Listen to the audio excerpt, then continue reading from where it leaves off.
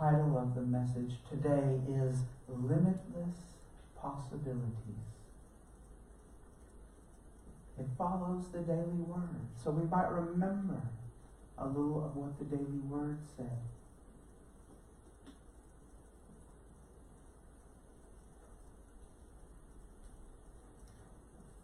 It's our mind that puts limitations on God. We feel from our limited intellect that God must be limited too, but it is not the truth. I'd like to read for you a Bible verse. It comes from the Gospel according to Matthew. And I'll be reading from the George Lamsa translation from the Aramaic language that Jesus spoke. And you'll find this verse in chapter 19, verse 26. Jesus looked at them and said, "For men this is impossible, but for God everything is possible." It may seem impossible, and this time might be really difficult, and seem like you just can't get over the hill. But for God, everything is possible. It's our brain, our limited intellect that makes us feel like we just can't. My mother used to tell me growing up, can't, never could. And I know it's true.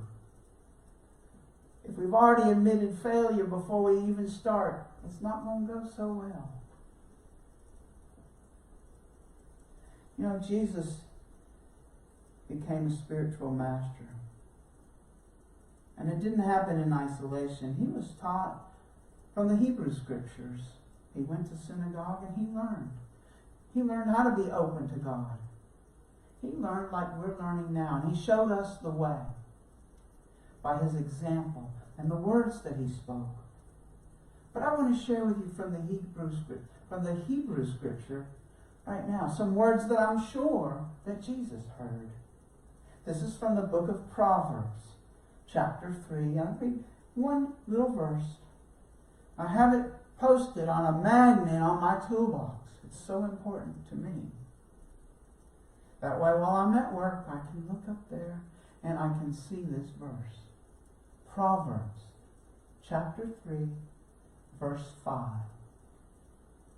Trust in the Lord with all your heart and rely not on your own wisdom. Trust in the Lord. Who is the Lord?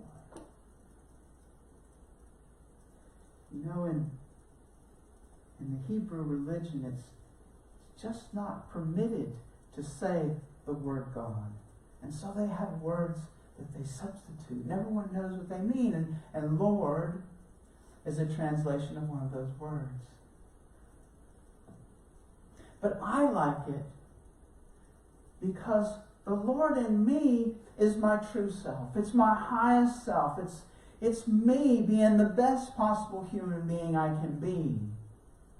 As opposed to my personality, my sense of being separate.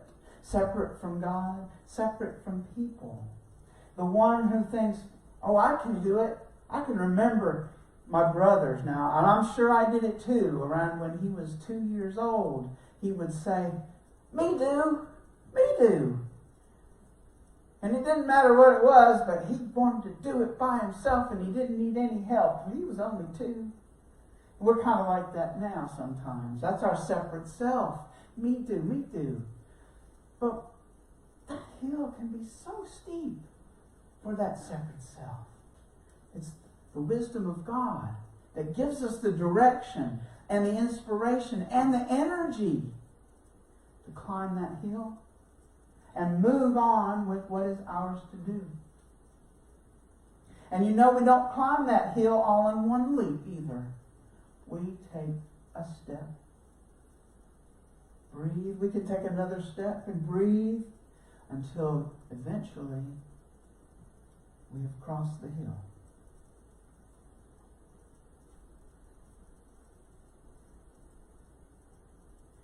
I had a calling right here in this building.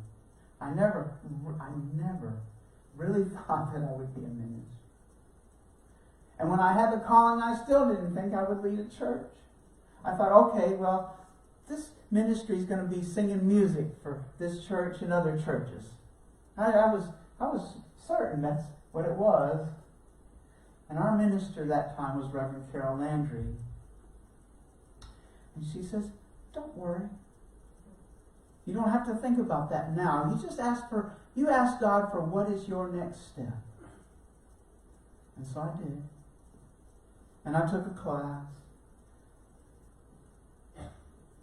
Because I had looked up online to find out how much it was going to cost for each of those classes and how many classes I had to have to be a minister. And there's no way. And she said, just the next step. That's all you need is the next step.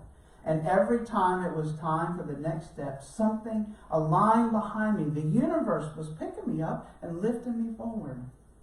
The money was there. The time was there. I worked 10 hours a day, a full-time job, 46 to 50 hours a week.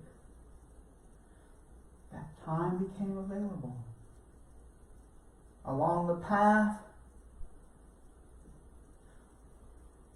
I discovered that I had to work a practicum. It's basically an internship. And for me, that meant a third job. If you count this one. And I don't care what they say about part-time ministers. There's really no such thing. But I couldn't come up with it.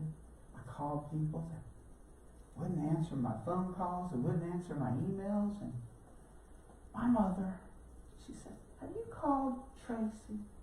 We went to church together when we were kids in MYF, Methodist Youth Foundation. And I called her, and she says, yeah, I can help you. She owned a business. It's called The Spot. They did occupational health and voice therapy. They help little kids to learn how to speak better, to learn how to use their fine motor skills and how to move around better. And so that was my job. That became my third job every Friday. I talked to my boss and I got permission to be off work every Friday for 3 months. Got through it. It seemed impossible, but one step at a time. Every Friday I left work and I went over here to The Spot. And it's across the hill towards Hampton Cove. That way. And those kids, what a delight. What a delight. I never had any children of my own, so I really got to spend time with little ones. The oldest one, there was only one, was 14, so most of them were really little. Some of them couldn't hardly speak. Because they had difficulties. They wouldn't be there if they didn't have difficulties. And you say, well, what did you do? Because I didn't have any training in any of these fields.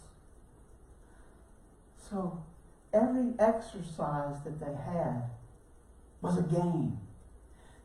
The therapist would present it to the children as a game, and I got to play the game with the child. And that way they could fill out all their insurance work and make sure that it got billed right so the parents wouldn't have to pay.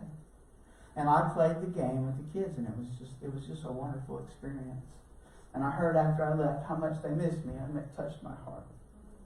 It touched my heart to know that it was valuable for them. And it was my practicum, which was required for me to be ordained as a unity minister. So, it's us who limit. It's not God who limits. When we let go of having to know from our intellect, from our separate self, the me-do of us, then we can be open to receive the guidance. That's what we were doing in the prayer. We were open ourselves to receive the guidance of what we need to do. And there's not a day that passes that I don't need that guidance still. There's always something going on in life. that is, even if it's just a little hill, we're going to get over that hill better, more efficiently. And we're going to respond from a place of kindness and compassion when we open ourselves to that guidance from the divine, in whom we live and move and have our being, and who is always in our heart. No matter what's going on around us, when we let go of those thoughts that flow constantly through our head, and find the quiet place. I sometimes call it my secret garden. It's that place where I commune and where I hear and I have my relationship with God. And we each have a place like that. And yours is different than mine. And that's perfectly the way it's supposed to be. Because we are each one of us a unique expression of God. And with help. And we have to claim that help. We have to ask. Because we have free will. And if we think we can do it, well, God's going to let us give it a try. But if we ask, that help comes. And it may not look like what we expected, but it will be there. There's a song Garth Brooks sings. I don't know about, I need to be, anyhow. Sometimes I thank God for unanswered prayers. Because why that? Because why we think we know what's best for us, but we really sometimes have no clue. No clue at all. Reverend Carol taught me to ask for the way I want to feel. I want to feel joy. I want to feel security. I want to feel peace in my life. And I want to feel like I matter. And turn it over to God and let God figure out how to make it happen. She's been doing it for all her life. And I think she's like 85 now. She's out on the road in an RV, going from place to place with her daughter and son-in-law, and just living life. And she's coming back. She's going to be speaking here, I think in September, and maybe even before then. But I always look forward to that. She was my spiritual mother, and I know I wouldn't be a minister without her. So she helped me overcome and realize these limitless possibilities that come from the Spirit.